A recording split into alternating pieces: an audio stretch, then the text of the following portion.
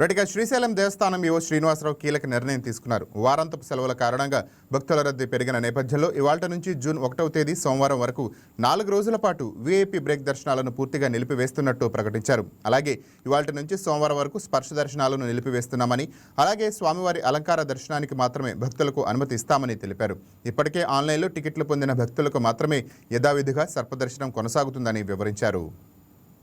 ఓం నమ శివాయ, శ్రీమాత్రే నమః. వేసవి సెలవులు ముగింపు సందర్భంగా, అదేవిధంగా వారాంతపు సెలవుల్లో శ్రీశైలం మహాక్షేత్రానికి భక్తుల తాకిడి అధికంగా ఉన్నది. అందుకని చెప్పేసి మనం ఏవైతే ఆన్లైన్లో మనం ఇచ్చినటువంటి స్లాట్లు తప్పక ఆఫ్లైన్లో వచ్చేటువంటి వివిఐపీలు కానివ్వండి, విఐపీలు కానివ్వండి, స్పర్శ దర్శనాలు నిలిపివేత 1వ తారీఖు వరకు నిలిపివేయడం జరిగింది. తదుపరి ఈ 3 రోజుల్లో వచ్చేటువంటి భక్తుల యొక్క సంఖ్యను పరిగణలోకి తీసుకొని తదుపరి మళ్ళా ఒకసారి పునరాలోచించాల్సినటువంటి అవసరం ఎంతైనా ఉంది.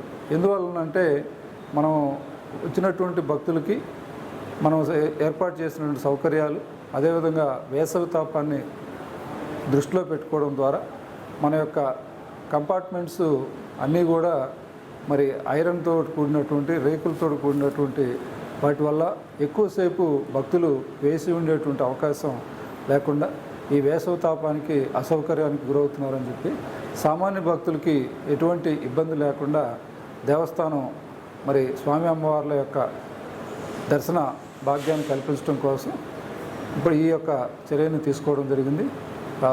భక్తులు గమనించగలరు. ఏదైతే వివిఐపీలు కానీ విఐపీలు కానీ వీలైనంత వరకు ఈ 3 రోజుల పాటు వారాంతపు సెలవులు కాకుండా మంగళ, బుధ, గురు, శుక్రవారాల్లో వారి యొక్క సమయాన్ని బట్టి రావాల్సిందిగా మీ ద్వారా విజ్ఞప్తి చేస్తూ ఉన్నాం.